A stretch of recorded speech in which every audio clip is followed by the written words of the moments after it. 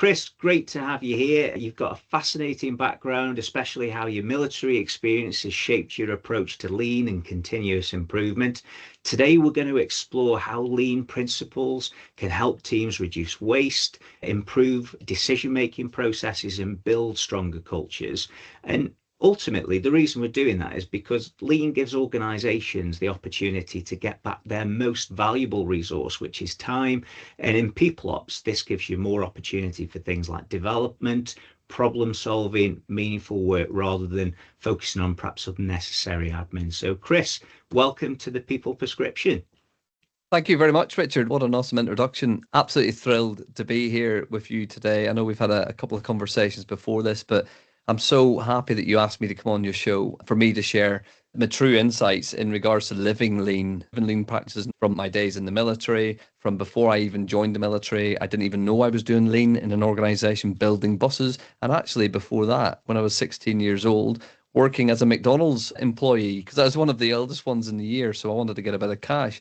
But actually, going back to the late 90s, lean has been a part of my life probably since I was about 12 years old. So, yeah, it's absolutely thrilling for me to come on here today and to put some of my perspective coming from industry and also coming from my 23 years in Royal Military Police. Thank you for having me. Let's start with the essential foundations really for lean. We're really talking about reducing waste, increasing the value, continuously finding ways to improve and how people work with those improvements. How would you say these core principles show up within organizations, especially with your military background and in today's workplaces? Have you noticed any like patterns or things that you could perhaps share with the audience that we can speak on today? Absolutely. Richard, thank you for having me on. It's a pleasure. When you look at lean, people get scared straight away. They look at lean, they think, oh my goodness, I need a team. I need to have a consultancy to come in to me to tell me how bad I'm getting at. Absolutely. I want to blow that out of the water now. You need one good person in your organization who likes to streamline things, who likes to look at waste and actually potentially put them onto a course, to a production system, do a really good course. I'm not obviously paid by them for doing any advertisement, but they do a really good 5-day or 3-week package.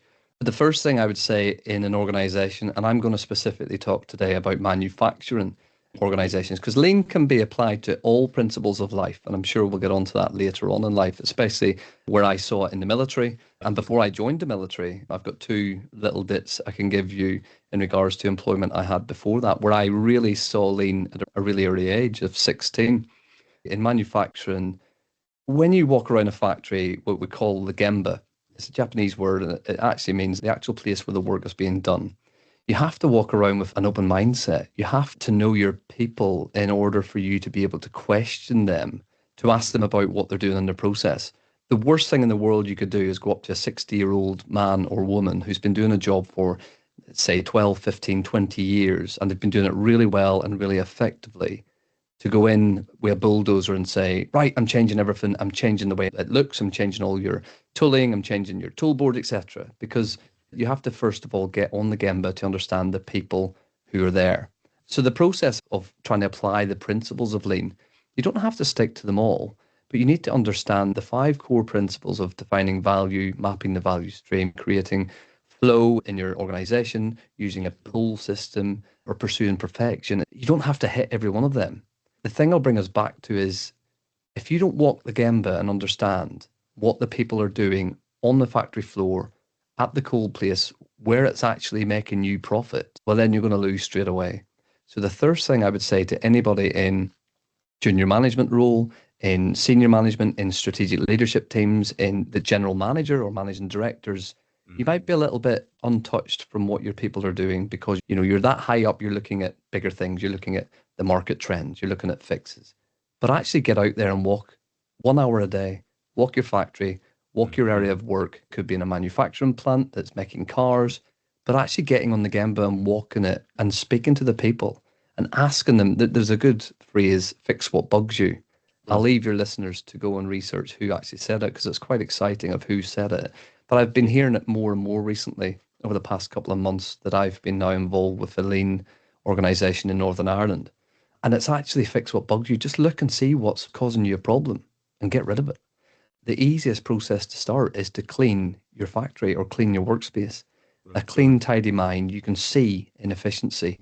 You can see potential health and safety issues. You can see potential areas where you can maybe reduce your stock flow, reduce your inventory. And actually, it's a really good place. The Gemba, get out and get walking and just speak to the people. But if you've got an awkward conversation to have with individuals and you don't understand who they are or what makes them tick or about their family, I think it's really important to understand the individual as a holistic side, not just him or her stood at the workbench, but actually what do they do at the weekend? What do they enjoy? What makes them tick? Because you can use that to your advantage. And I've got a good story we can come on to later on where I created a really good rapport with somebody. And actually, he's probably one of the most successful people in regards to cleaning and, utilizing Kaizen continuous improvement in our factory today. Yeah, absolutely. I mean, from a people ops side, one of the first things I suggest for any leader to do is to get to know the team, get close to them, get to understand them so you can then understand what will work as far as like the way in which you communicate with that person, because each person's got their own perspective, their own point of view, and to meet people where they are, I find is actually quite a powerful way to communicate and understand a little bit more about what's driving them.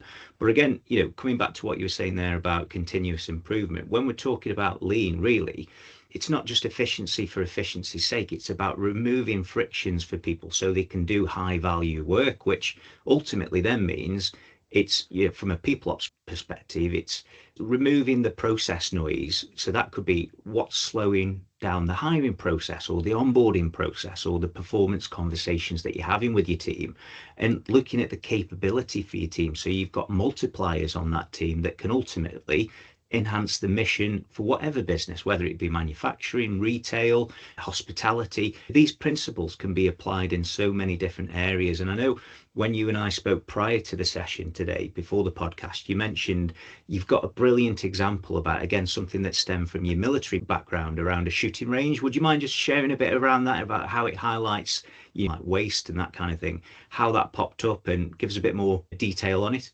Absolutely. So the military, they're not well funded. We were always complaining that we wanted more money, etc. But one of the great things I learned in early 2000 when I was going through my phase one training, and I didn't really reflect on it to probably after our conversation, was the fact that we were always doing a thing called concurrent activity. The concurrent activity, which feeds into Kaizen, which is your continual improvement process. But yes, you're right, on the range, the whole benefit added for a soldier to be on a shooting range is to get their rounds in the target where they want to be. That's the benefit. That is the gold ticket. You want to be, you're adding value when you're going bang, and that round leaves your barrel and it goes into the edge. Everything else on a 9 hour, 10 hour range day, or if it's night firing as well, you're there for maybe 18 hours. Everything else is concurrent activity. And the military got on really well with this because they saw really early on that idle soldiers make fun. We will create our own fun. As I was a young recruit, I now understand fully why they made us do first aid at the back of the ranges. They made us to do map and compass. They made us do marksmanship principles. They made us learn so much at the back of the range. And I think I learned so much at the back of range processes because they knew, the military at that time, that actually there's no value being added in 45 people sat at the back of a firing point who were not actually firing. And I don't know even to this day if the military have seen it that way, but I can see it that way now. So the value added on a range day is you shooting your weapon. And it takes me back to having the right people to do the right job, etc. We trained and trained and trained on how to use your weapon. The way that they trained us was a thing called EDIP. I don't know if that's even in civilian street nowadays in the way that people learn. It was a lot different 25 years ago. And it means explain, demonstrate, imitate, then practice. And it worked because we went through, and I was thinking about this in the car on the way home this afternoon, because the way they taught us and the way I can reflect this back into the lean journey and the continuous improvement journey is we constantly went through learning of the weapon system to the fact that I could probably do every single action now in how to make my weapon safe, how to deal with a stoppage. If somebody threw a weapon into my arms now, especially an SA-80, I could go through every single drill to make that weapon safe. I could fire it. I could deal with a stoppage because it was continual improvement. We were continuously learning on the system. So the concurrent activity that fed into the process, You can lead it back to lean. They were cutting waste out of that whole training day by adding in 6 more scenarios. Yeah, and you So mentioned a little bit deeper into as well. You gave a fantastic example before about discovering unused steel on site and how you repurposed it and how you, again, trying to speak to this point around like minimizing waste and how to first highlight waste. Sometimes, yeah, from a people ops perspective, sometimes waste actually hides in plain sight. And it might seem obvious to an outsider looking in, but when you're super close to things on site, it might just be part of the furniture, in which case you might not pay it as much mind. So would you mind just shedding a bit more light on that one? absolutely. Fully employed with an organisation in Stoke-on-Trent, and they're absolutely wonderful. But one of my jobs as a business project manager and a little side title, which is improvements and innovation, I've got the freedom to walk around and have a look. And I walk around with my eyes open. Unfortunately, in any organisation, I'm not stating that this is the case for my organisation, but a lot of strategic leadership teams and management will be continually walking that gambit every day, but they'll be walking it blind. They will be walking past things that have sat there for years. And unfortunately, because they're that busy or they're trying to get products out the door on time for that customer, they don't see it. I've got the freedom to walk into areas in my organization specifically, and I can stand back and have a look. And by growing that togetherness with the employees that's in that area, I asked the awkward questions. I did a Gemba walk and then I did a 3S process, which was in the factory with this individual. And we ended up removing 7 pallet racks from his store. Now, this is a little store that's inside our workshop. So we removed 7 pallet racks. And I said to him at the time, "You're having 2 back," because I could see so much wasted space on the pallet racks. One, the pallet racks were against a wall. So we only ever used half of the pallet rack for the last 11 years. So I removed them all immediately. We cleaned the whole area and we put them all back. We labeled things. But in the process, I asked the questions. Why? Why? I went through the 5 why process. So I would Yeah. say, why is that stock not moved in 12 years? Because it's legacy. When I delve deeper into saying, why is it legacy? It actually is not legacy. We've changed his terminology. When Right. he attached legacy to that product, he just seen it as waste. Ah, it's there. It's legacy. We never use it, whatever. When I spun that around and said, that's spares, he kind of looked and a little light bulb moment went off in his head. He went, ah. And I said, just be turning that word from legacy to spares means you're putting value on that product. And he kind of looked and went, do you know what? You're absolutely right, which was really good for that little conversation. But the point I want to get at is when I started doing the 5 why process, why, getting to the root cause analysis of having 2 days for a stock check in his store, which is about, I don't know, 15 meters by 50 meters square. We ended up removing 690 kilograms, nearly 3/4 of a ton of steel from his store. And all it took was for me to go to accounts, to bring accounts together. We brought the senior management level team together, and I asked the question saying, why is he counting this stock that's not moved? And everyone sat around the table and was like, don't know. Hmm. Even the individual who was counting it was like, well, I don't know, it's not moved in 11 years. I've counted it every 2 weeks. It's high value, blah, blah, blah. So we then came up with a solution. And my simple solution, what we did in the military as well, was when you had stores, you would seal the stores, you would put on your anti-tamper switch or seal, and then you would forget about it. You would then come to your stock check, you go to your anti-tamper sticker. Has it been tampered with? No. You can then physically sign to say that that stuff's still in there. We removed nearly 3/4 of a ton of steel from his factory floor where he used to have to count this. And I mean, it was small parts, little springs, little keepers, little bolts. Yes. And we put them in one big massive box. We sealed it up. He signed the seal. I signed it to say that he has counted what's in the box. We sealed it. He'll never have to count that again until he breaks the seal.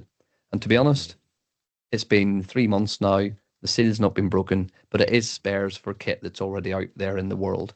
By doing his whole store, we've reduced his stock check time from 2 days, wait for it, for 3.5 hours. That is fantastic. So Yeah. 16 hours, we've cut that down. We visualized everything. We put photographs of the stock that's in the tote boxes. We put the Kanban cards in the tote boxes. We put the stock check card in the tote boxes. So everything is physical. All the shelf racking is all now labeled at the top of the shelf where each part starts. It's a big purple and white sign, and he knows exactly to go to it. For instance, we did a bit of a time for him. And I said, look, go and grab me part XYZ. So he went off and it was 49 seconds. He came back. We then moved the shelves around to be horizontal towards his workbench and we reduced it to 17 seconds. So half the time for him even just to pick an item, which is unbelievable. We freed that individual up now. We haven't said we're going to sack the individual. We've now freed him up to be able to go and do more. He's just finishing an advanced lifting crane course, something that he would never had time for before. So now when we want to move bigger items, he can be called upon because we've streamlined his area. And at the stores, we're about to take his barrier down. He had a cage around his store. So because we've reduced it in size to 1 workbench and 2 pallet racks, not 7 pallet racks, 3 double cupboards, 2 benches, we're going to remove the barrier that was around his store to have it open because it's now 2 racks and it's so self-containing. It's blew my mind, and we're using it as one of our areas of interest for everybody to come and look at to get their areas to be the same. And from what you're sharing there, Chris, I think one thing I find to be really useful for any audience that's listening in is to have a think about, what unproductive rituals are your team doing at the moment, or even duplicated work, similar to what Chris was sharing there, that allows you to sort of visualizing the waste. I find makes it a lot clearer, where you can redesign around where people's time and energy actually needs to be focused. And like you said there about taking pictures, coming back to what you were saying about, just for the audience, what does the 3 S's mean then? You went through this process, just expand a little bit more on that if you don't mind. So the 5S process, some people now have got a 6S. So the 5S is sort out what you're doing, set an order, shine, standardize, and then sustain. Quite early on in the summer, I went to Lean Made Simple, which is Seating Matters in Northern Ireland, and they are blowing my mind in regards to everything lean, what they're doing in their factory. I've just came back from a Gemba summit a couple of weeks ago, which was a 2-day summit talking about the Gemba. If your listeners want to Google Ryan Tierney, Lean Made Simple on YouTube, it will just settle your head so much about the worriness around trying to get lean in your organization. But we focused on the 3S, which they focus on. So we sorted out. The first thing we did was I went in, we asked the questions. We got rid of absolutely everything. I mean, down to spare pens. He said, I've got spare pens. I went, where? I said, why have you got 7 pens? You've only 1 hand. And he kind of looked and I said, let's remove everything. I've left him with 2 pens, 1 marker, 1 stapler, 1 box of staples instead of 15 boxes of staples. Who needs 15 boxes of staples? I don't know. And then when we could actually strip everything back and sorted everything out and we got removed the shelving and the racking, you actually stood in a space going, wow, how big is this for what you need? So we ended up giving 14 square meters back to the factory floor for storage, for work in progress.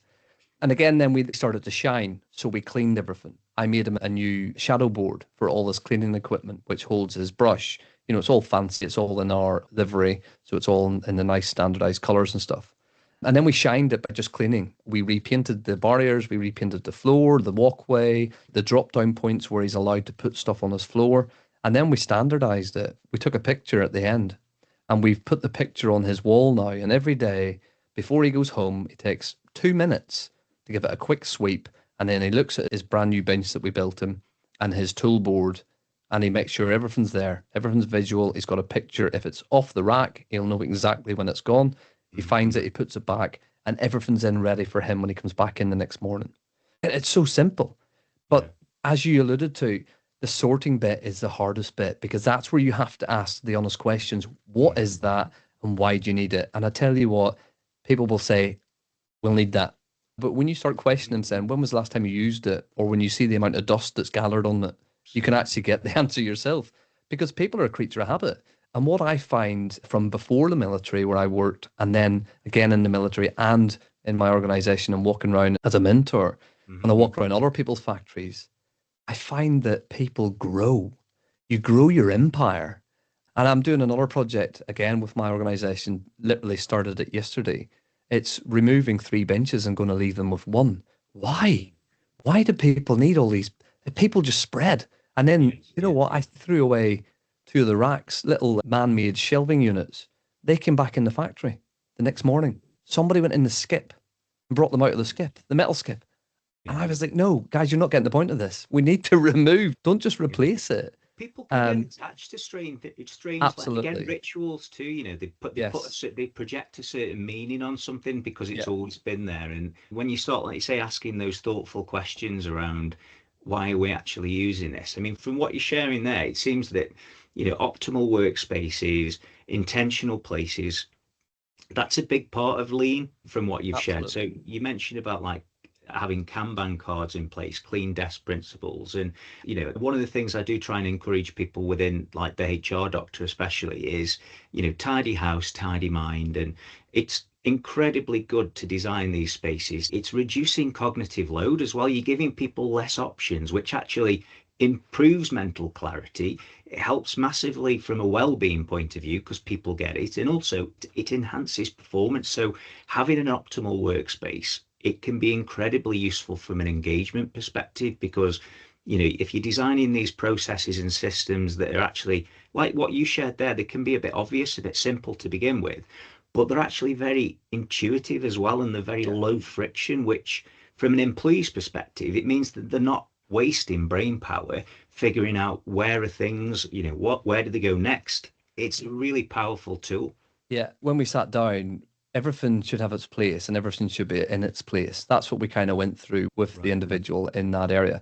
But I said something really early on to him, and I think maybe some of your listeners could take this away. This is a freebie. Right. Is I said to him, listen, I want to remove all this waste because I want you to come to work. I want you to be happy. I don't want you to think, oh, I might trip over a pallet or, oh, there's clutter everywhere. I want you to come in with a clean mind. I want you to make sure, and this is part of the ritual for the standardization. It's really important at the end that you don't leave it. I walk over now every morning, take a picture and send it to him and saying, why is that screwdriver not on the hook?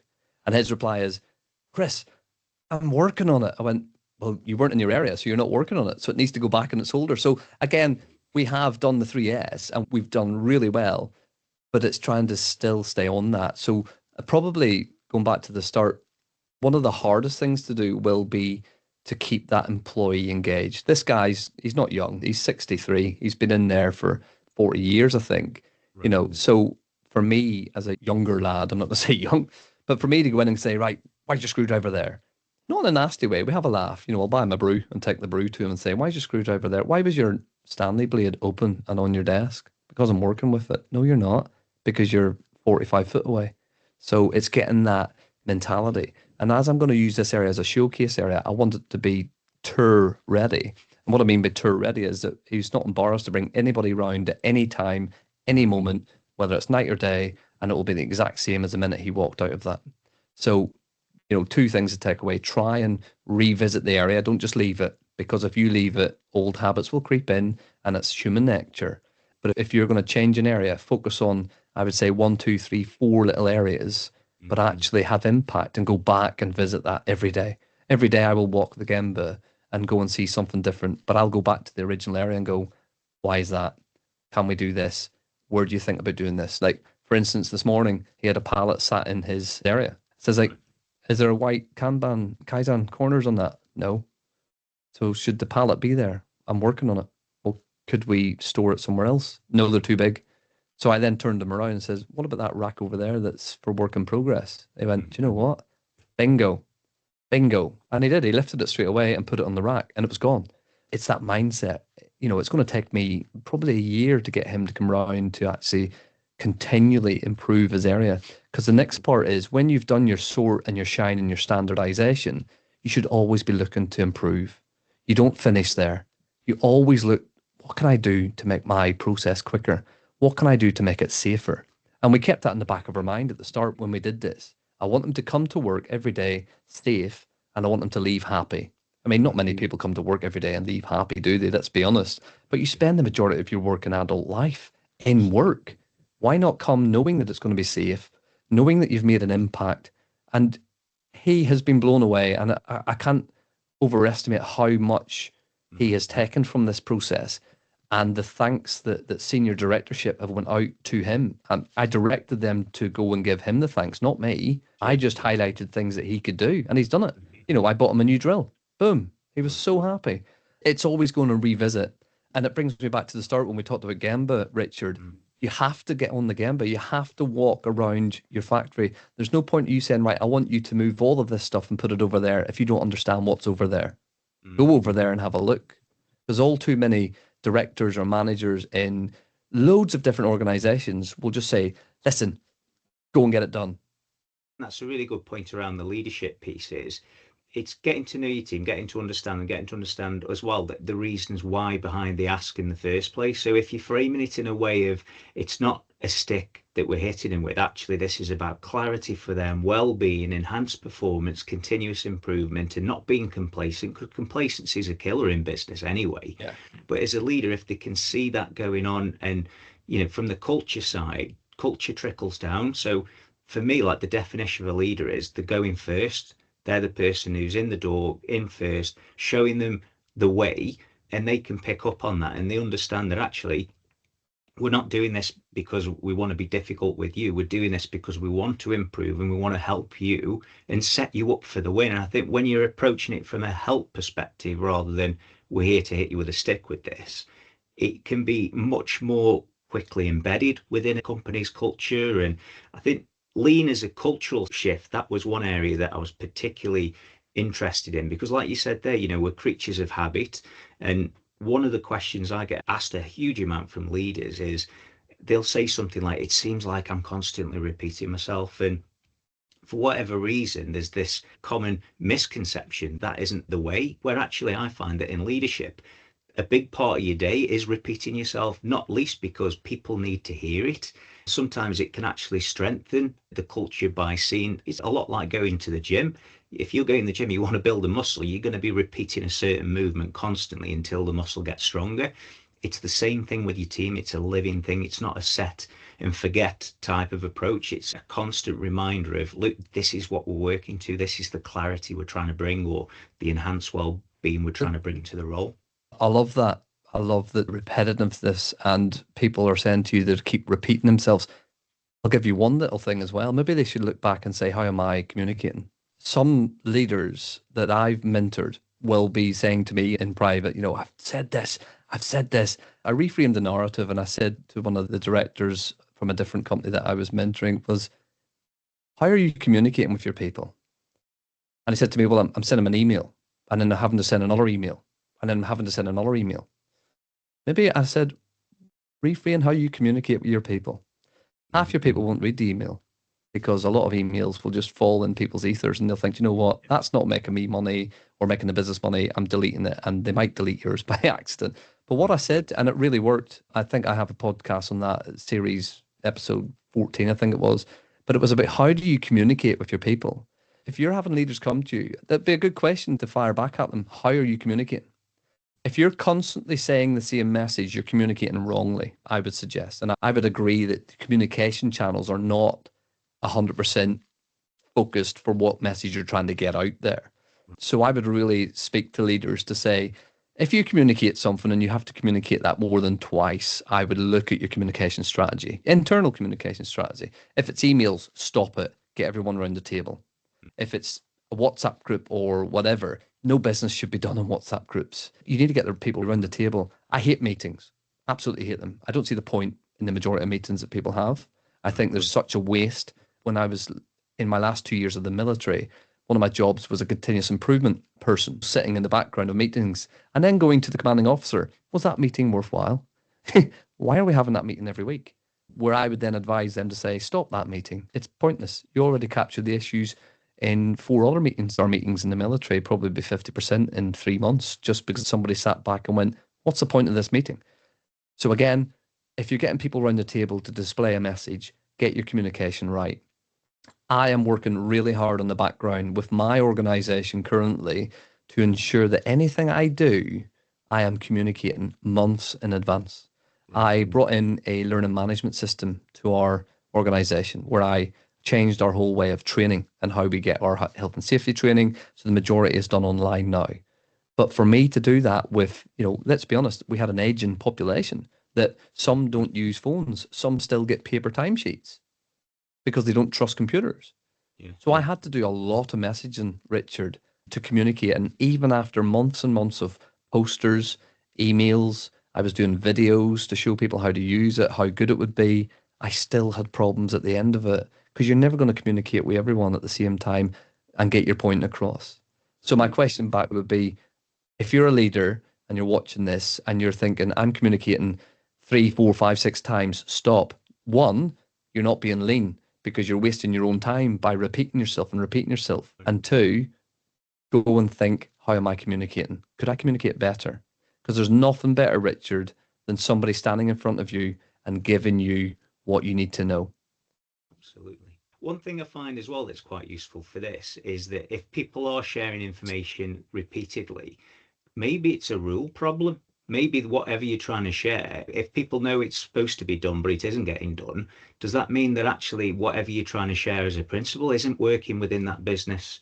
And then asking, again, getting back to that 5 whys around, okay, well, what's driving that behavior? Why are people acting in that way?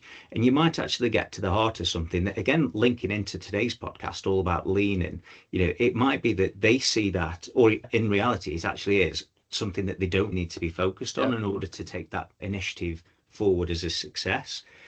You mentioned as part of the examples around the repetition piece and making sure people understand what's expected of them, and it could take up to 12 months for certain people, especially when it comes to change management. Change management is one of those areas where people do have to have a bit of time to let it bed in and sink in and let the dust settle around it. But in terms of lean, would you say that it only works if people buy into it? No, I would say who doesn't want to walk into work in the morning knowing exactly where everything is so they're not running around places looking. I really think lean could be produced in any part of your life. I did a podcast on my kitchen. We recently had a kitchen I remember extension, you and say, it only came to my mind again. It sprung to my mind when I went to visit Lean Made Simple in Northern Ireland when we walked the Gemba and looked at all the pros, and I just sat back and went, I did that in my kitchen. So, I leaned my kitchen to try and make a coffee in the morning right, quick as possible. So lean can be used in any facet of life. It boils down to the time that you want to drive somewhere. Who looks at their Google Maps? It mm, leans your journey for you, doesn't it now? It'll give you three options. right. Here's one that's going to cost more mileage, or it's going to be quicker, or etc. Does it complement change management? It needs change management. You absolutely need to understand the change cycle. You need to Mm, understand how it affects your people because bringing it all back, as I said at the start, people are at the center of everything you do. If you don't have a really good grasp on change management, your lean potentially could fail because you're not taking the people to account. Lean is, I think it's an everyday part of your life. When you do something, do you ever think, I could do that quicker? Or, in the morning, I have my shoes sat at the bottom of my stairs. When I take them off, when I come in from work in the evening, I'll take them off and set them in a specific area. But in the morning, when I go out and do my dog walk and come back in, etc., the first thing I do before my foot goes on the step to go up for a shower is I get my work shoes because it's pitch black. I don't want to turn the lights on to waken the kids. I put right. my work shoes on the bottom step, on the corner of it. So I know when I come down the stair, I'm not allowed to wear shoes upstairs, which is a good thing. But when I come down the stairs in the morning, I've streamlined the process of putting my shoes on. I mean, as you're saying that there, I'm thinking immediately like Exactly. James Clear, Atomic Habits, set yourself up for the win, Yeah, habit stack, get the right habit in place. You're kind of giving yourself the path of least resistance to achieve whatever you're absolutely. trying to do. So, James Clear in the book talks a lot around like if you want to get into a good running habit, then just, go to sleep in your running gear if you're going to go first thing in the morning, or just get everything ready the night before, get your trainers there so you can literally, you're just giving yourself no excuse to go and build that particular habit. And it's the same, Absolutely. what I find as well, which is interesting around here is the engagement piece, because some of what we're sharing today, I mean, from my perspective, it seems incredibly logical to talk about this kind of thing. However, one thing I am minded of is that some people, I mean, let's talk a little bit about like retail as an example. People buy typically emotionally first and then they justify it with logic after.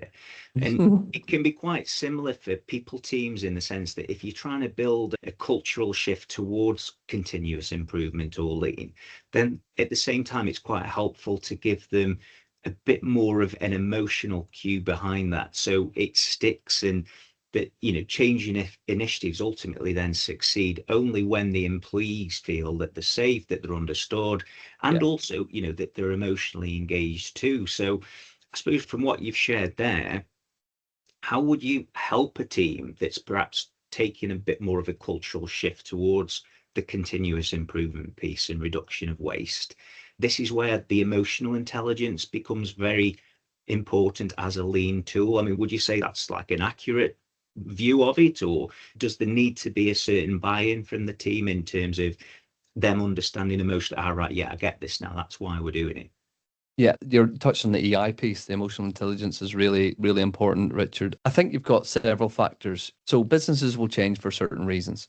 One could be a complete shift. If we don't change, we're going under, which will undoubtedly make everyone pull their weight. In any organization, if somebody's not pulling their weight during that type of massive change or massive shift, you need to cut them. They need to go. They're not going to be pulling your ship in the right direction. The other one is nobody does change for change's sake. Nobody does change in an organization just for the sheer fun of it. Because I tell you, it's not fun. However, when you're looking at potentially freeing up space, now everything to do with the changes I'm doing is to free space up to potentially bring new machines in or to reconfigure our machines to make the flow better. Because we've grown over the past 30, 40 years and we've added machines, and some of the machines are not in the areas where I would like them for that flow. But you're absolutely right that to try and help the change culture with the two different scenarios. One, you're about to go under, you need to change and change fast. But to get people to come on board, I think the easiest thing to do is be honest. And again, it goes back to communication Yeah. and it goes back to people being at the center. If you don't communicate with them at the earliest opportunity, then you're going to fail. If you wait to you're starting to change tomorrow morning and you've known about it for weeks, your team are not going to thank you about it. They're not going to thank you at all. So the beauty where I come in regards to the change management piece, in regards to lean and streamlining parts of our organization, is I have had time to go and get to know people, to understand, to explain to them why the changes are coming over the next, 12 to 18 months. And it's to get the message and again, get the communication right. Because when you understand the people, so I've got teams that are ranging from 21-year-old all the way up to 72, I think one of our employees is in a certain area. And I'm trying to move their areas around. And I have to move overhead cranes, I have to move airlines, I have to move things. And the first thing they said, no, it won't work. And then the second thing they said, well, make sure you move the heater because it gets cold in the winter.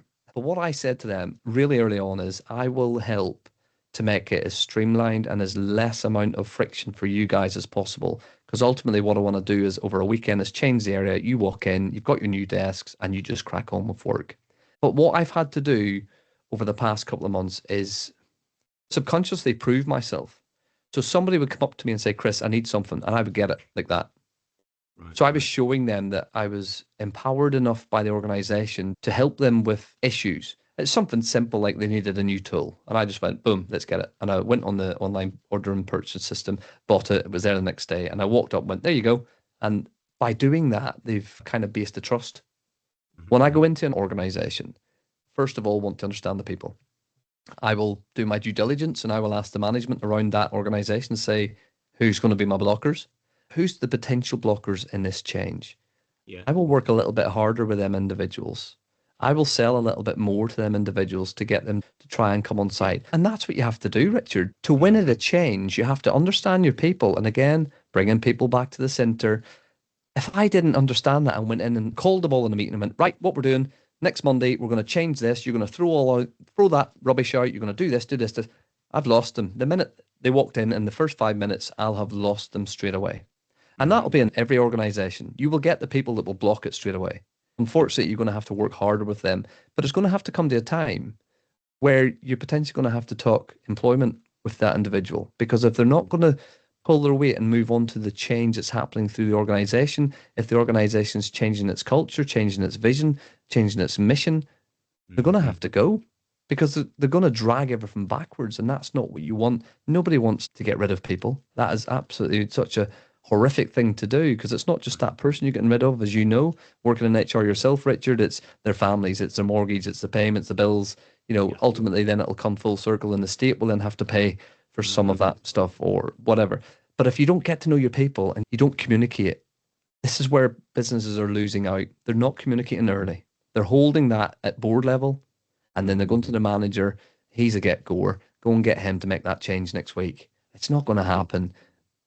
You may get your change, but you're not going to get your employees to come behind you and actually then start, because the easiest things to change is how you deal with the change and how they then work to become better each day after that change. Because a change is just an immediate action. It happens, it's changed, but you have to continuously go back. As I said earlier, you go back and probe. How are we getting on with this change? What would you have done differently? How could we change the next organization we're going to go to? What did we learn from this one? So there's a lot of holistic stuff you have to think about. I find that a lot of business leaders, certainly the ones that I work with, they are very growth minded, and they understand that with growth, there will be growing pains. But actually, overall, you find that the people who are on board with that, that are growth minded, they're the ones that stay, and they're the ones that overall morale has improved. It's building high trust environments where people understand that this is coming from a place of wanting to help and wanting to see the people within those teams grow in a healthy way. If people aren't on board with that, you want to make sure that everybody's ships are sailing in the same direction.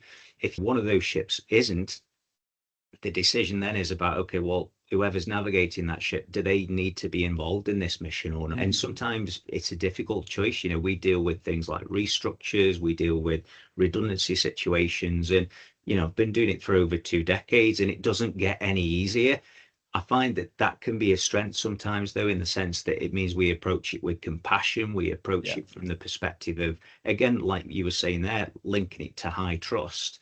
But people understand. I think people get straight away. There's an authenticity that comes from that as well. That when people realize it's coming from a positive place and it's coming from a place of growth, then as long as they have a growth mindset. I mean, one of the reasons that this podcast exists is around, one of the core pillars is growth mindset. That's what we're trying to talk about. It's what we're trying to share today in conversation. One of the strongest points, really, of using the example of the timing of a meeting, there needs to be that space where people can challenge.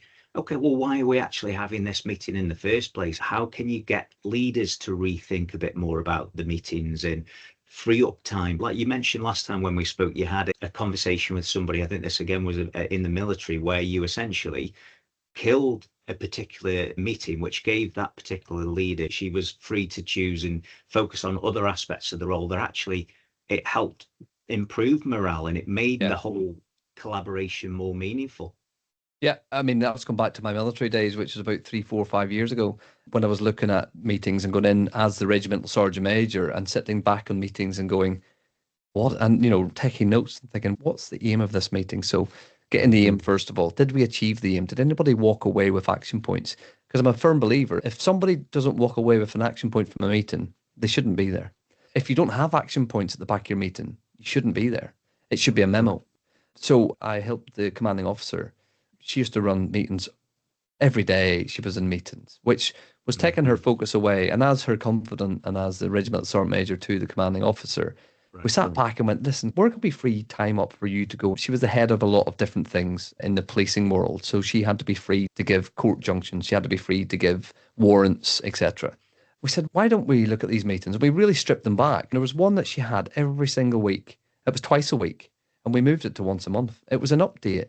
What we said was, the first one was just 10 points from each officer commanding. She had 4 officer commandings at the time. Then she had the ops officer would do a brief with 10 points. And it must have lasted 2.5, 3 hours. I think by the end of it, people were just stopped writing because there was that much stuff. So I kind of put a limit saying, right, you brief the commanding officer your top 3 issues.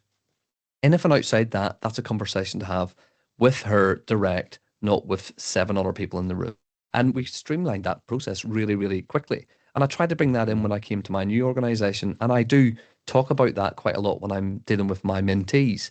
If the meeting's worthwhile, call it. Should we have it round the table? Should it be on Teams or Skype or whatever?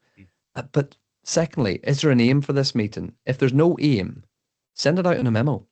Make sure people read the requests on their email addresses to make sure that they have, or question them and ask them to get back to you within 2 days of their thoughts and views. Because there's so many businesses that will sit in meetings after meetings. I mean, my place at the minute, they have lots of meetings, but again, a lot of them are customer meetings because we do a lot for big customers. So they are vital. But you could walk out of some of them and think, wow, I've just wasted 3 hours of my day. When you look at mapping the value stream and how valuable is this for the customer, nothing. A customer doesn't pay you to have a meeting about a product. A customer pays you to build the product and get it to them as quick as possible. So when you take that lean thinking and go back and think, nobody's paying me for this meeting, that's a really awful thing to think about. So I've known a director of a fitness organization, and when I sat down with him and he says he was having meeting after meeting after meeting, he says, think about what the outcomes of the meetings are. No client that's going to a gym to use your weights, no gym that's buying your equipment is paying for you to sit down on a Monday afternoon at 4 o'clock and have a 2 hour meeting. Nobody's paying you for that. You're paying for that yourself.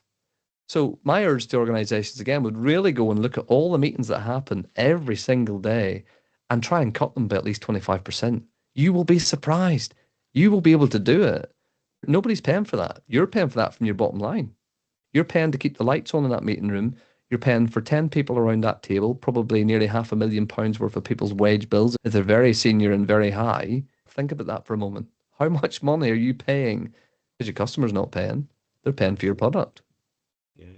I find that what you're talking about here, there's so much correlation between the people ops. I've shared this before. I'm not a huge fan of the word HR, a human Yep. resources. There's some, the branding, I think, for HR needs updating massively, which is kind of, again, one of the missions wrong with the HR doctor, for people to understand that we're there to support the businesses that we work with as patients and to try and find a healthy way for them to work and for the people to work within it.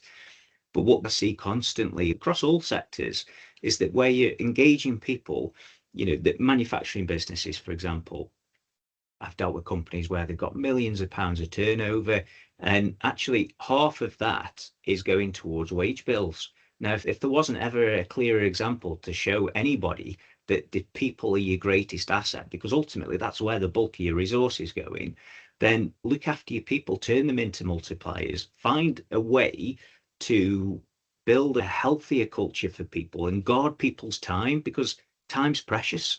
And with that, they can focus on things that are actually making the business more profitable. And it's a really healthy way to look at a situation. What you've just shared there, I find, would be incredibly useful for many business leaders thinking, okay, well, how can we, not necessarily it's important that you're growing, you're bringing in more sales, but for the sales that you have got and for the bottom line that you're currently working on, are there any margins that can be made there just by looking at, okay, well, reducing waste and turning your people into multipliers, which is a big part of that too. And I mean, from what you've shared there, immediately, this is a good sort of segue in terms of, really, it's about smart decisions, in my opinion. Decision making. It's also about buying smart as well. Like when we spoke prior to the podcast, I mentioned about, I'm a big watcher of Rory Sutherland's work. He works in the ad space and he talks a lot around trying to go for, if you're looking for a smart buying choice, go for that top middle range, which is a good sweet spot.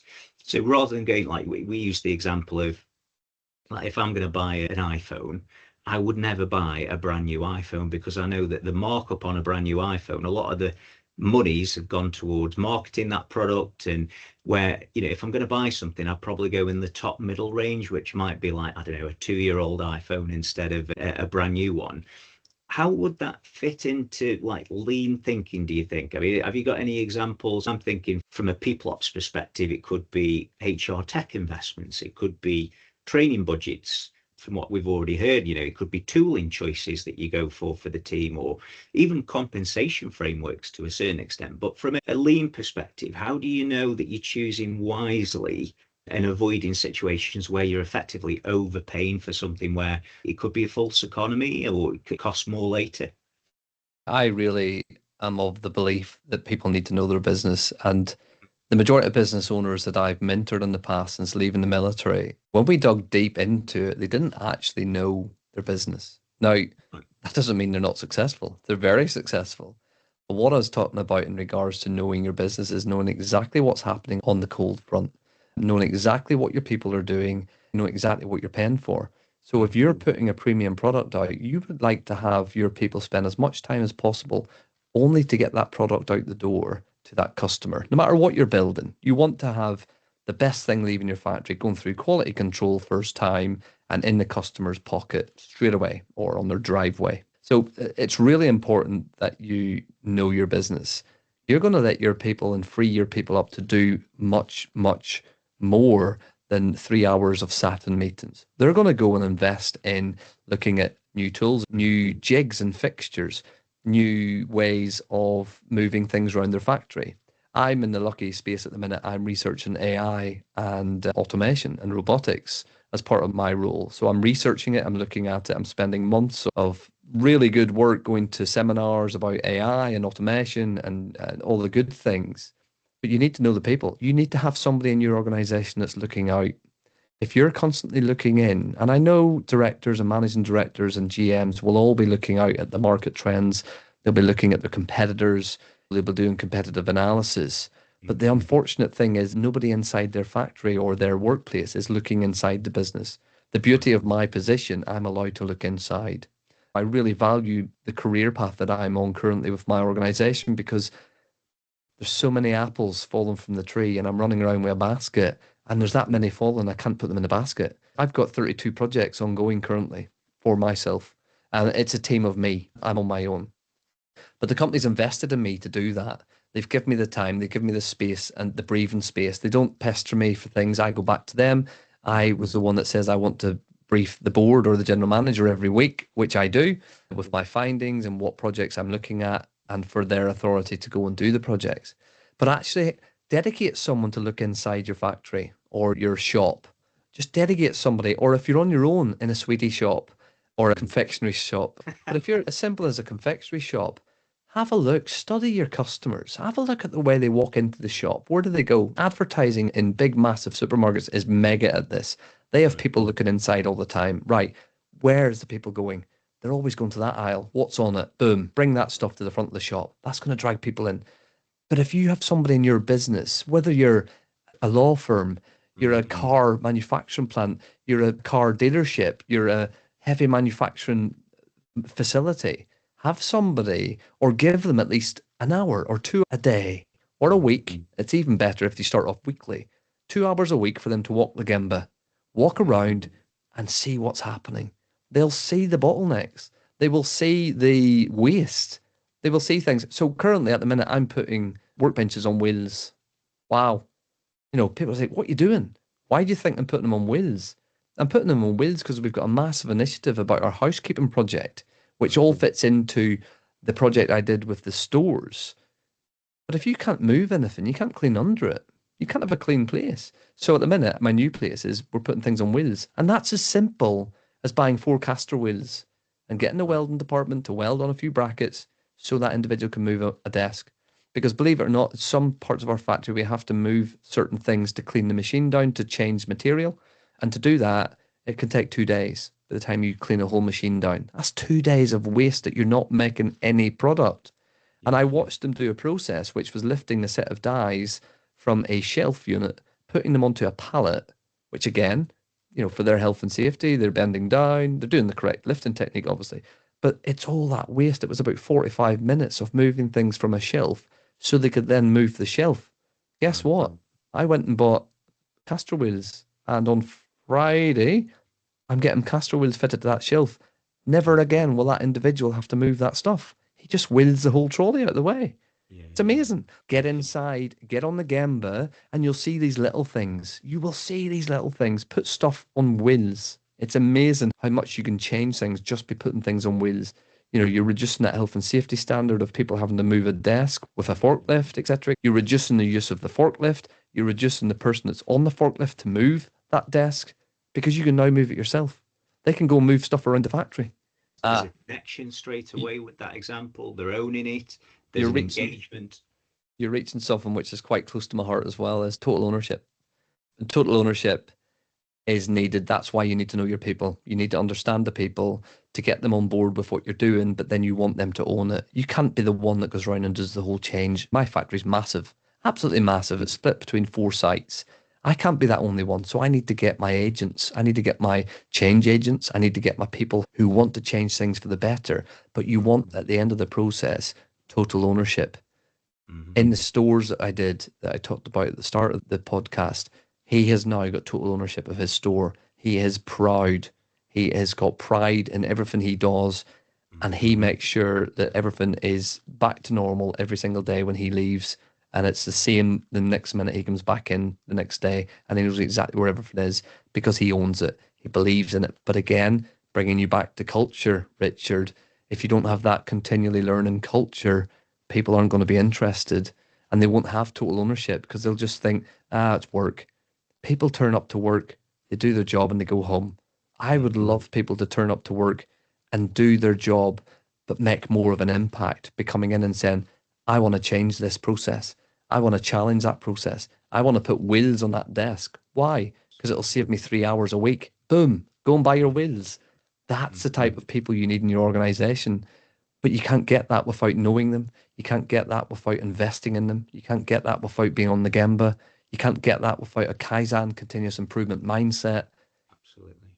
And the 3S fits into that. And it's, I love it. As you can tell, I'm quite Yeah, passionate about. absolutely. I think what you're sharing there around, like, you've probably heard about the Extreme Ownership book by Jocko Brilliant. Willink, and a lot of what we're touching on here actually is a big driver behind people using managed HR services. So it's around understanding, again, coming back to that sort of smart buying choice. Do you want something that's going to offer you the same level of service, but perhaps nowhere near as expensive as bringing somebody in full time to deal with that for you? Or, there's this piece around getting close to the problem, getting to understand what's occurring. And actually, from an objective point of view, that can be a really big part of what we do in terms of, we're going in and we're looking at it from a fresh perspective. And Yeah. a lot of businesses initially, they think, well, it's a consultancy. Does that mean we're sort of, some consultants, they'll come in and they'll explain what time it is to us. In other words, they're stating the obvious. I'm reading the book at the minute. It's Obvious Adams, fantastic book for anybody to read. Get a chap called Robert Updegraff authored it. But a lot of what we're sharing in this podcast might seem quite simple initially and quite obvious to people. But these are the things that don't get done when you actually get close to things. People are wondering, well, why aren't we making any improvements? Why aren't we seeing improvements straight away? Well, because you're not practicing what you're preaching within either a policy that you've put together. It kind of links into that.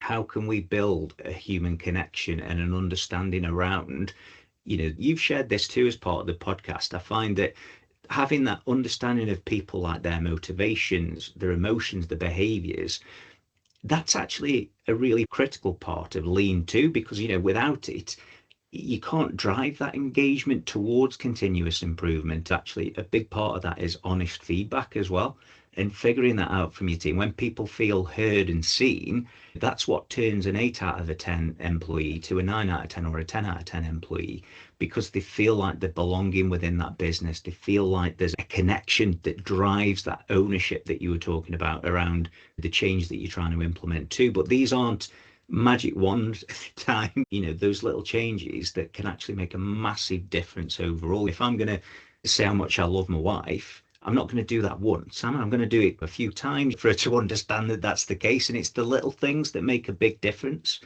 From that side, what would you say? Why do you think that is like a critical part of lean in terms of being able, it's a kind of hearts and minds piece, really, isn't it? I mean, but what are your thoughts on that? Again, bringing it back at people at the center. If I go back to my military days when I was in the weapons intelligence specialist company, and I relied on a lot of people to keep me safe. Part of my job was to do forensic exploitation of a crime scene. So it could be an IED that's just been dismantled by bomb disposal. But I relied on being with them people for 4 months before we deployed so we could understand each other. We knew exactly our drills, what we needed to do when we were on scene. This was in Afghanistan, by the way. We're in under fire to remove IEDs from the battlefield that had either gone off or that had been found. Unfortunately, more so, we were going to post-blast analysis, where some of our colleagues had lost their lives at the stage. When we dig into it about knowing your people, I think that really got me early on in my career. If you don't know your people, and I know businesses say it, listen, and I get it, but if you don't honestly know your people, you have not a clue what's going on. If you don't engage with them, if you're the type of manager, which I call accidental management, which is people who, and I learned this when I was doing my leadership degree, the accidental management in the UK is extortionate. The amount of people who are really good at, you could be an absolutely brilliant pilot, you could be an awful people person. But then because you've spent 15 years, it's expected that you become the next leader of the pilot school, whatever it is for BA or whatever. it doesn't necessarily make sure that you're the right person. So again, I think there's twofold. You get to know your people, like we did in the military. You can't live with your team here in Civvy Street, but get around them as much as you can, have a brew with them, talk to them. What do they like to do? Get a common ground that you have. Or you've got the second bit of these accidental managers that are being appointed to them positions by leaders that I would challenge, or strategic leadership teams, or boards of directors who don't know their people. Because if they can't say 4 years down the line, when their team are threaders and absolutely sick to death of that awful manager, they can't say that that was the right decision at the time 4 years ago to make him a manager just because he was the best person at flying the plane. Right. So technically, if your leadership team don't get out on the gamba, and I know this is all going full circle, and I keep coming back to these simple things, know your people, because you'll truly get to know what type of person they are to then either feed them into these different positions. And I do think a lot of organizations, because the United Kingdom, we're over here in our organizations, we're very slow at taking up new technology. Look at the statistics in regards to automation.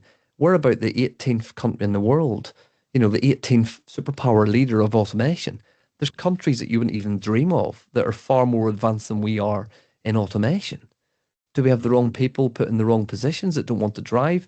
But when you come back to that Gamba type thing of understanding your people, you want the people to be the managements that are getting after the issues, that are having that awkward conversations, that are challenging their best friends who used to be their friend before they got made up as a manager. So I think that the real point and the real issue there, Richard, is people don't know their people. And I would challenge any organization to come back to me and say that they know every one of their people. I would challenge them to say, right, let's go. Tell me about X, tell me about Y. Because you need to get to know your people. And all these things that happens in your world. And there's a good thing about the army. The army changed the mantra around the clerks, company clerks. They were then, about 5-6 years ago, they turned out to be called combat human resource management teams, to try to make them a bit more sexy, because there's a lot more emphasis on them. People, oh, go to the clerk, go to the clerk. Well, them clerks were very knowledgeable. But if people don't know their people, I think the army's got it right. You spend so much time with your people, you understand them, you know exactly what they're going to do next. You've all got the same training. You all believe in each other. Whereas in civilian world, people don't rely on each other as much as they do in the military. Hopefully nobody's going to die at the end of it if something happens in a place of work. Whereas in the military, you rely on each other all the time to know each other, because at the end of the day, your life could be in that friend's hands. Whether that's you've lost 2 legs and that friend of yours is putting tourniquets on to keep you going. You totally believe, live and breathe with each other every day. Whereas in civilian, the population, in normal daily work, people will leave that work and never speak to anybody from that work ever again. And they'll come in the morning and they'll have a brew, and then they'll leave in the afternoon. Some people work with people for 20 years and won't have their WhatsApp. They'll be so nice in the morning. How you doing, Dave? How you doing, George? Whatever. And then the minute their time's up, they go. That's it.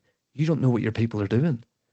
So I would challenge leaders to get out there and get to know your people. It's going to cost you some time. You are going to have to spend some time.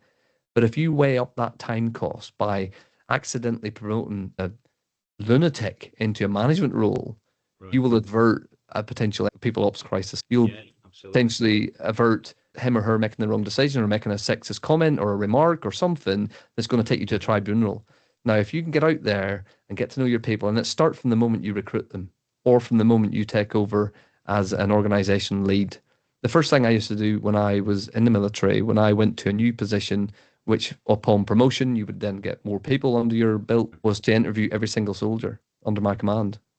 Interview them for at least an hour, and to understand who they were, what makes them tick, what they're interested in, what their hobbies are, what makes them good at sport, do they enjoy the army, do they want to try and do something else in the army, etc. I think along the civilian world, we've lost that. We used to do that. I used to build buses, going back in the late 90s. I did my apprenticeship, construction engineering apprenticeship, with Wright Bus in Northern Ireland, and we used to build buses for the UK and all over the world.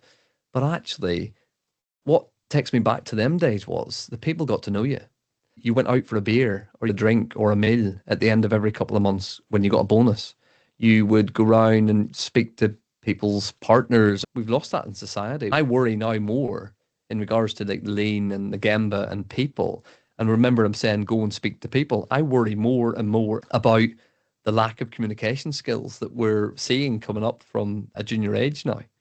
I think from a leadership perspective, they call it soft skills. I think that's actually undermining it. They should be called core skills. Absolutely. And, core skills like how to share feedback with somebody or being able to connect with somebody. Because like you say, we're in an environment now where technology, we couldn't be any more connected than we are into, the world's a small place.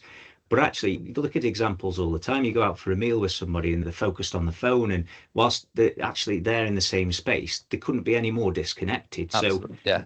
that's I think a big part of the human connection This, piece. another point you just said there about people, we're so connected, but we're so disconnected. Hmm.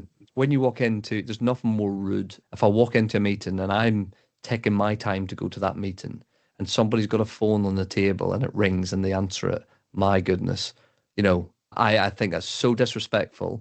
But also on the flip side, as you just said, when you're talking to somebody, let's say you go into your strategic leadership team's office, for instance, and you want to say something, it could be something personal, and they've sat there with their phone in their hand and they're looking at the computer screen or they're sat from behind the computer screen. There's nothing more rude. What I used to do was, as an RSM, if somebody came into my office, I'd stand up from the desk, I would move away, and I would take them somewhere else and we'd go for a brew. You know, we did waste a lot of time in the military going for brews because, that's how you get to know your people. But I would stand away. And currently, in my role, especially as a mentor for certain people, my God, I would never, ever just say, "Excuse me a minute, sorry, can I just answer this?" No, put it down. Unless there's an emergency alert coming through my phone saying the world's on fire, Stafford has been blown up, then I'm gonna go, sorry.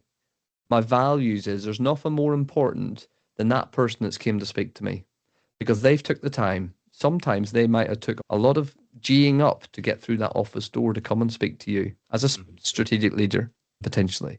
They might have overcome loads of different issues that they've been wanting to talk to you about, and you're not giving that full attention.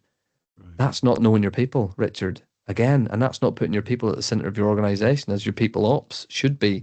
There's nothing worse than me coming into somebody's office and they sat there on their phone. It's like, come on, put it down. This will take 3 minutes. I want to tell you about this. It's that again, we're getting on to this point of trust is what drives the honest feedback, and it's what allows you to sort of navigate. People are buying in emotionally first, and where they find that you are very present and you're listening to what they're saying, but also, it could open up other opportunities for review around, okay, well, if that person is checking the phone, are they spinning too many plates at once? And, is there a resource issue there? Too much pressure on that individual. Exactly. Trying to open up that conversation around, yeah, we are listening and, people feel valued. And we can't say that there's any guarantee as a leader that what you're suggesting will be implemented straight away. But the fact that you can be, open about that and authentic about it usually actually drives a lot more trust. And I couldn't agree more with what you say. One of the things that we find a lot in people ops is that, and understandably, I understand the logic behind promoting somebody who's good at the role. But at the same time, if that person doesn't have the minerals, shall we say, to be a people leader, and they've got that responsibility then, and it's a huge responsibility. We used to lead a team of 16 business partners, and people would ask, I want to become a leader, I want to become a manager. The first question I'd ask is why? It's hard work. It's not easy. It absolutely. And if it's a status thing, if it's something that's driven by ego, immediately then maybe this isn't going to be the right thing for you. It's got to come from a place, as we were saying earlier, and we want to help them be the best version of themselves. Really, that can be very tricky for somebody who's incredibly good at what they do, as a technically very good at what they do. It's an edge that you need in order to allow people to thrive and to create the right environments for them too. Yeah, you're absolutely right. I mean, on the flip side, how do you become better at becoming a leader? By learning, by doing more leadership styles, by putting your head above the parapet. We used to say, put yourself out there and say, I want to become a leader one day. Can you give me a mentor? Can you give me advice? I would love nothing more to clone me into 10 people and to offer my services to go out to people for free and just go into an organization and have the satisfaction of saying, give me a week. I will walk around your organization, whether it's a shop, whether it's a factory, a law firm. Give me a week and I'll give you something that will reduce your expenditure by 10%, or I'll reduce your people's time by 10% so they can focus on other things. Because as we said earlier, Richard, it's so easy to have somebody to come in, but all these big firms are going to go to big consultancy agencies. They're going to literally say how much. I would love to go and do it for free. I don't have the time to go and do it for free, but I'll offer, if you've got a listener that reaches out to you, I'll offer my services for several hours for free to go and sit in their organization with them as a strategic leader. And I just love to get these simple things out there to get people to come off what they're thinking about and just think about the lowest level. Think about, how do we build that culture? How do we remove the barriers for my people to believe in me, as in the strategic leader, and then to follow? Because I would love nothing more than to go into somewhere and just say, listen, by doing X, Y, Z, you're going to create yourself so much time to then go on the Gemba and speak to your people, take them out for a coffee, go and speak to them. But even just to sit with somebody for an hour and let them talk to somebody that's confidential, not in their workplace, because sometimes it's better. And although it goes against what we're saying, you don't want big consultancies to come in, because they're going to come in and tell you what you already know. Let's be open and honest. They're telling you the time, but they're going to tell you, like you say, at the same time, sometimes there's more weight to it where you've got somebody who is objective that can give you the headspace to actually think, actually, yeah, why are we doing that? Or, yeah, I mean, so we do something similar with the HR doctor. So we have like a HR health check, which is completely free. People use it. You get a report at the end of it. And what you're sharing there, as I would do, when you're seasoned in a certain area, you know what to look for straight away. So to be able to add value to that, I mean, immediately as you're sharing that, perhaps that's like a scorecard that you can share with people that says, look, if you go out on your shop floor, I don't necessarily need to be physically there to do this. Just go through this questionnaire, just put them in really super quick. I mean, our HIL check takes literally less than 60 seconds to do. Straight away, it just gives them real value about, actually, you know what? I hadn't really thought about that. And maybe that is something that we can implement quite quickly to get some value. And like you say, go for that low bearing fruit. And, it gives them a bit of a platform really to then hopefully build. I mean, coming back to what you were saying at the beginning, lean isn't only a system. Lean is the mindset. It's about helping people to do better work with less stress, more clarity, and to embed that into the people teams and into people ops. Because when you think about what actually engages people, I find that most people, they get engaged where they're growing. They get engaged when they're looking at different opportunities for growth too. So I think, yeah, 100%. What would you want leaders and teams to remember about lean on the back of this podcast? Don't think you need to go and spend hundreds of thousands of pounds for a consultancy to come in and tell you what you already know. Get out on the Gemba, the actual place of the work, speak to your people, and get to see what annoys them. And try and fix some simple fixes. If somebody says, it annoys me that the coffee machine's over there, move it for them. Have an immediate reaction. Have an immediate action for what they say that could be ruining their day. You might only make one person happy, but they'll start to believe in you. They'll believe in your leadership. So get on the Gemba. Absolutely. Brilliant. Well, look, it's been an absolute pleasure to have you on the podcast. We'll make sure that all your contact details, if anybody needs to get in touch with Chris Campbell, it'll all be below here on the back of today's podcast. Again, really appreciate you coming on. One of the things that I was super excited about to bring you on the podcast today was the military background. So not everybody knows this, but as part of the sort of the HR doctor structure, it is based on the British Army, because in my opinion, the British Army are literally the best when it comes to organisational design. So we organise ourselves in squads. We've got like myself as the commander, if you will, the sergeant majors give all the direction. And I find actually it's a really healthy way to build companies across the UK, because that organisational design, in my view, there's nothing better out there in the globe. But that's one of the things that the British Army do really well. So really appreciate the opportunity to have another good conversation with you. And yeah, I'd love for you to come back on the podcast at some point and share more information about lean. And yeah, I really appreciate it. So thank you. Brilliant. Thanks for having me, Richard.